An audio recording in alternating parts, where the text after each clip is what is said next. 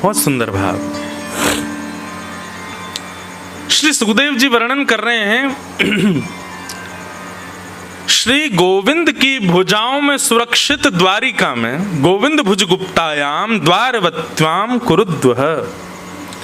ठाकुर जी की भुजाओं में सुरक्षित द्वारिका में अवासीत नारदो भिक्षणम कृष्णोपासन लालसा। लगभग शायद बद्रीनाथ में लास्ट कथा कब हुई थी? 22 में हुई थी। 2022 के बाद आज स्पर्श कर रहे हैं इस विषय का।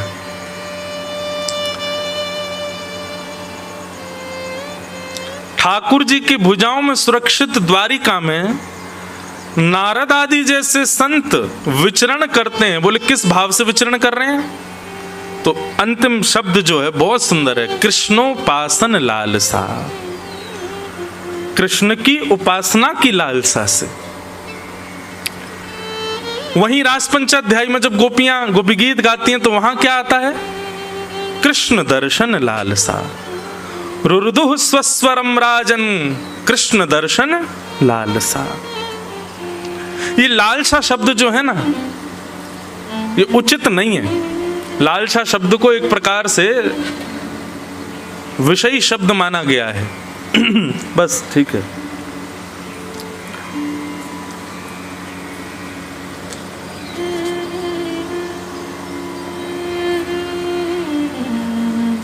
लालसा, कृष्णोपासन लालसा।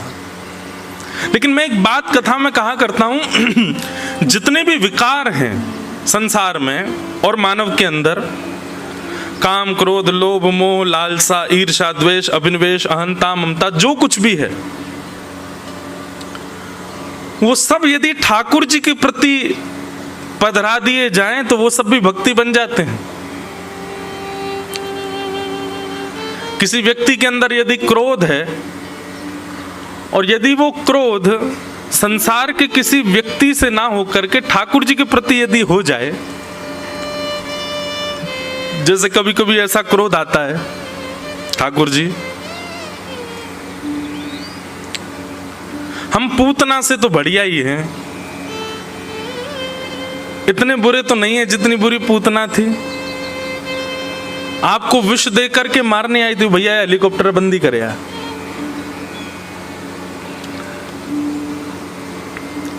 इतने बुरे तो नहीं है हम, लेकिन आपने क्या किया? अहो वकीयम स्तन कालकूटम जिघांक्षया पाययदाप्य साध्वी लेभे गतिम धातृचिताम ततोन्यम कंबा दयालुम शरणम ब्रजेम। बकासुर की बहन पूतना को आपने वो गति प्रदान कर दी जो मां यशोदा को प्राप्त होनी चाहिए।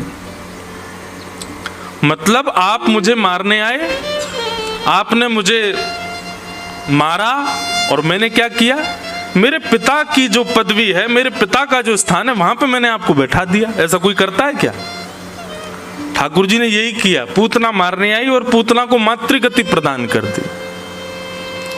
जब आप पूतना पे इतना अनुग्रह कर सकते तो हम पूतना से तो बढ़िया हैं। इतने बुरे तो नहीं है नाथ। ठीक है, भले ही रूखी सूखी रोटी का भोग लगा देते हैं, सब्जी में नमक ज्यादा कर देते हैं, कभी कभी अपने स्वाद के लिए भोजन बना के आपको पधरा देते हैं, पिज्जा बर्गर का भी भोग लग जाता है ठाकुर जी को। एक बात बताएं, हमारे सेवा प्रणाली में जिस पदार्थ का स्वरूप सुंदर नहीं है उसका भी भोग निषेध है ठाकुर जी को। जैसे कटहल का भोग क्यों नहीं लगता ठाकुर जी को? उसका स्वरूप सुंदर नहीं है। कहीं कहीं मंदिरों में बैगन का भोग नहीं लगता, क्यों? क्योंकि बनने के बाद में भरता जो है वो बड़ा ऐसा गिलगिला सा हो जाता, स्वरूप सुंदर नहीं है। स्वरूप, रूप, आकृति और सुगंधी ये जिनकी सुंदर ना हो वो ठाकुर जी को भोग में कहीं कहीं निषेध है। कहीं कहीं भोग लगता भी है ठाकुर जी को इन सब भावों का, वस्तुओं का, पर सब जगह अलग अलग भाव है। स्वरूप के अनुसार कई बार भोग ठाकुर जी को नहीं पधराया जाता। कई मंदिरों में टमाटर का भोग भी नहीं लगता। क्यों? टमाटर विदेशी सब्जी है, भारत की सब्जी नहीं है, ऐसा कहते हैं कि विदेशी है। कि तो कई मंदिरों में ये भाव है जो भारत में ही प्रकट हुए हैं व्यंजन उन्हीं का ही भोग लगाया जाए, बाहर से आए हुए व्यंजनों का नहीं। और यहाँ तो आदमी महाराज बस पूछो पास्ता बना देते ठाकुर जी के लिए। अभी हम ऑस्ट्रेलिया में थे तो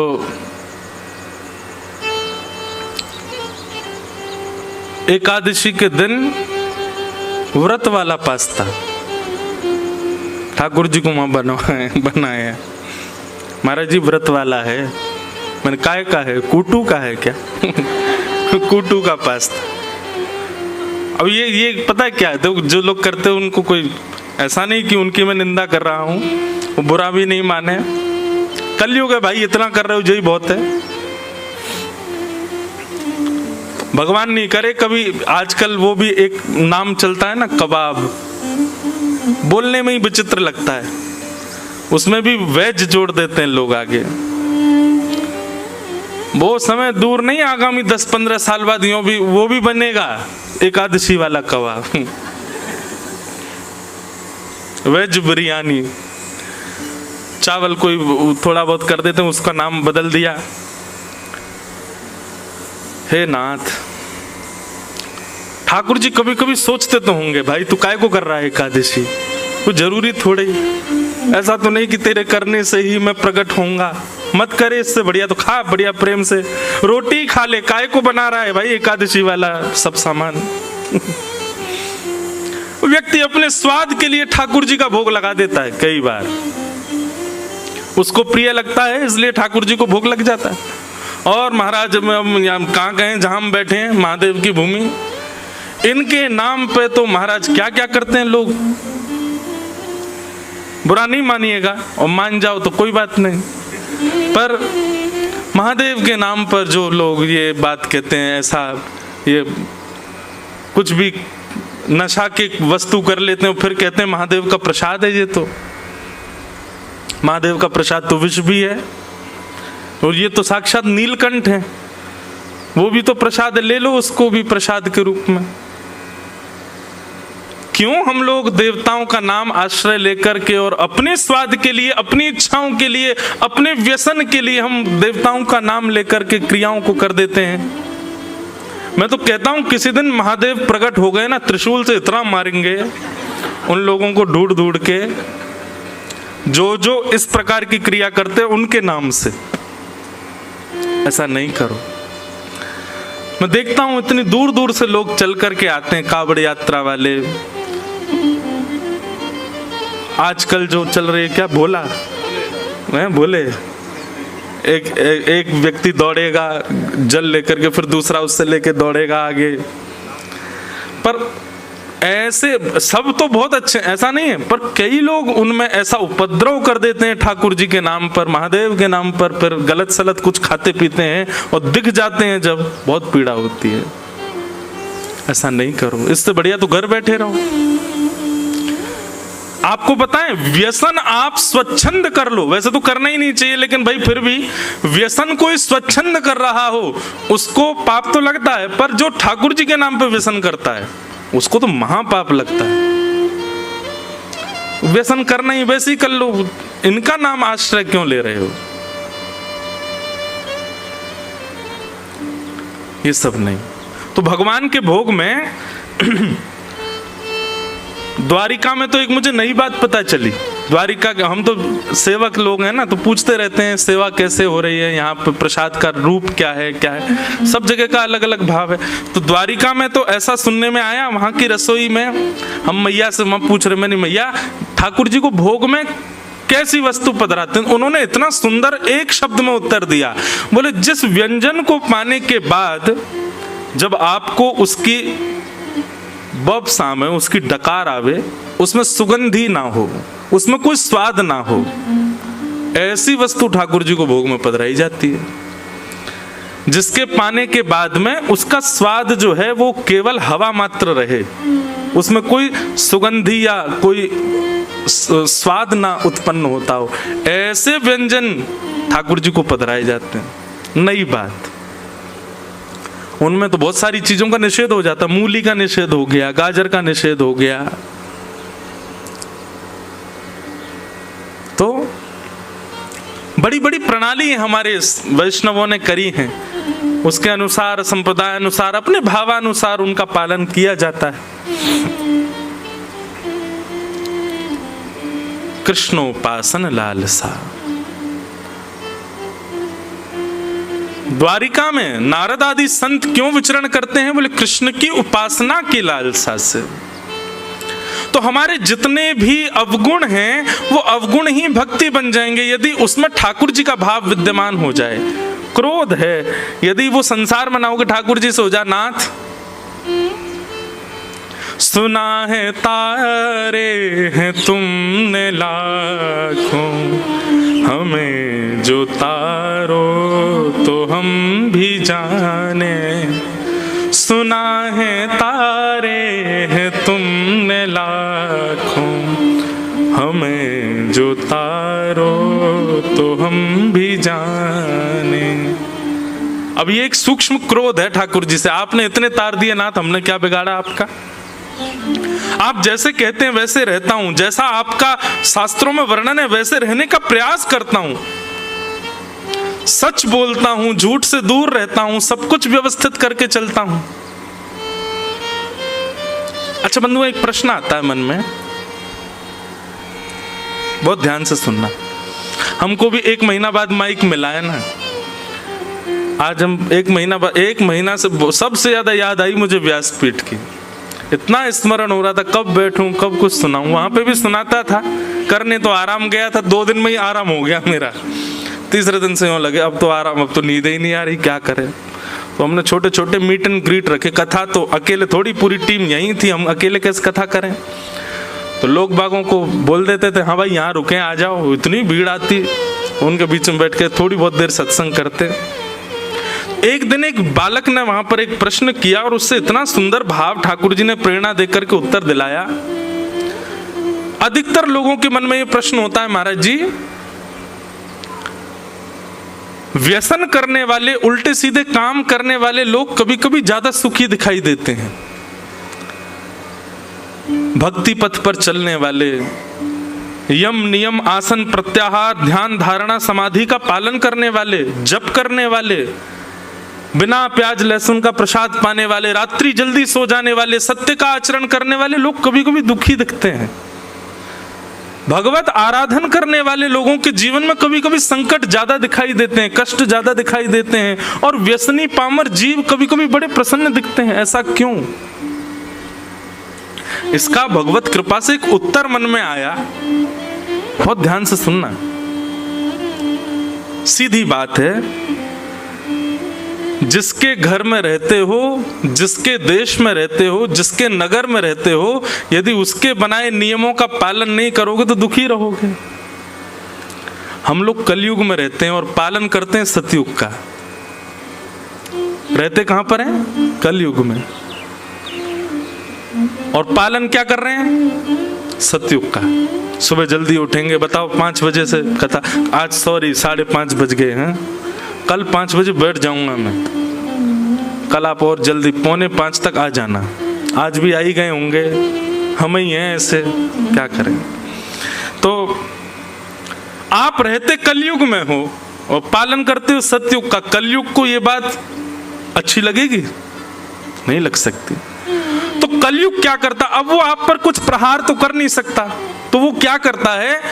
कलयुग का पालन करने वाले लोगों को सुंदर बना करके, सुखी बना करके आपको दिखाता है। कलयुग देख, मांस खाने वाला, मदिरा पीने वाला, उल्टे सीधे काम करने, देख कितना सुखी घूम रहा है, और तू देख राम राम जपता है फिर भी कितना दुखी है। आपके मन में संशय प्रकट होता है, और ये संशय कौन प्रकट करवाता है? कलयुग ही करवाता है, क्योंकि वो आपको छेड़ नहीं सकता, आपसे कुछ कह नहीं सकता, इसलिए वो उन लोगों को सुखी दिखाता है। वो है नहीं सुखी, महादुखी हैं वो लोग, पर आपको ऐसा दिखवाता है कि देखो मेरे नियमों का पालन करने वाले कितने सुखी, और तुम सबरे सतयुग त्रेता द्वापर का पालन करते हो कितने दुखी हो। और इसी प्रभाव में आकर के कई लोग नाम जप छोड़ देते हैं, कई लोग भक्ति पथ छोड़ देते हैं, कई लोग कथा साधन छोड़ देते हैं। क्यों? वो ज्यादा सुखी हैं। हम भी करके देख लें तो क्या बुराई। लेकिन भैया विचलित मत हो, कलयुग आपको कितना भी प्रभाव दिखावे, आप अपने पथ का त्याग मत करो, आप अपनी निष्ठा का त्याग मत करो, आप अपने नियम का त्याग मत करो। लगे रहो बस अपने क्रम पर। तो ये अवगुण जो हैं ये कलयुग के रूप में, पर यही अवगुण यदि ठाकुर जी के प्रति प्रस्तुत कर दिए जाएं तो यही गुण बन जाएंगे। क्रोध ठाकुर जी से हो, नाथ सूरदास जी पर आपने कृपा की, भक्तिमती मीराबाई पे आपने कृपा की, इतने सब वैष्णवों पे आपने कृपा की, हम इस योग्य तो नहीं पर हम पे थोड़ी तो करो नाथ। क्रोध, लोभ, लोभ कैसा हो ठाकुर जी के प्रति? यदि पता चल जाए कि वो इतना नाम जप करते हैं तो लोभ जगे, मैं उनसे ज्यादा करूंगा। ये लोभ अब संसार में है तो फिर विषय बन जाता है, ठाकुर जी की भक्ति में आ जाए तो ये प्रेम लक्षणा भक्ति बन जाता है। अब यहां पर जो शब्द प्रयोग किया गया लालसा, लालच, लालच अच्छा नहीं है, लालच बुरी। लेकिन यहां पर क्या कह रहे हैं? कृष्णोपासन लालसा। यदि कृष्ण की उपासना का लालच है, कथा सुनने का लालच है, वृंदावन जाने का लालच है, भक्त बंदों से मिलने का लालच है, तो वो लालच अच्छा है। एक प्रकार से संसार में करो तो सब विषय हैं, लेकिन ठाकुर जी के सन्मुख प्रस्तुत कर दो तो सब भक्ति है। कृष्णोपासन लालसा। नारद जी महाराज इसलिए घूमते हैं द्वारिका में कि चलते फिरते कभी ना कभी कहीं ना कहीं ठाकुर जी दिख जाएं, मिल जाएं, उनका दर्शन हो जाए। बहाने से जाते हैं द्वारिका के द्वार पर, और द्वार पर जाकर के कहते हैं भिक्षाम देहि। मानो कभी भिक्षा लेकर के श्री कृष्ण भीतर से आ जाएंगे तो मन प्रसन्न हो जाएगा। ऐसे बहाने बना करके नारद जी महाराज द्वारिका जाते हैं और द्वारिकाधीश के यहाँ जाकर के भिक्षा मांगते हैं। पर कभी तो भिक्षा लेके देवकी मैया आ जाती हैं, कभी लेके बलराम जी आ जाते हैं, कभी रोहिणी मैया आ जाती हैं, कभी वसुदेव जी आ जाते हैं, ठाकुर जी नहीं आते। ठाकुर जी तो पहले ही विचार कर लेते हैं ना, जो जिस भाव से आ रहा होगा वही भाव पूर्ण नहीं होने दूंगा। अब नारद जी तो पात्र लेके खड़े भिक्षाम देहि, और भीतर से आ रहे हैं वसुदेव जी। नारद जी कहते जिसके लिए आया वो तो आया ही नहीं। बलराम जी आ जाते कभी भिक्षा लेकर, नारद जी कहते तुम काहे को आ जाते हो, उनको क्यों नहीं भेजते? हमको उनके दर्शन की अभिलाषा है, ऐसी लालसा।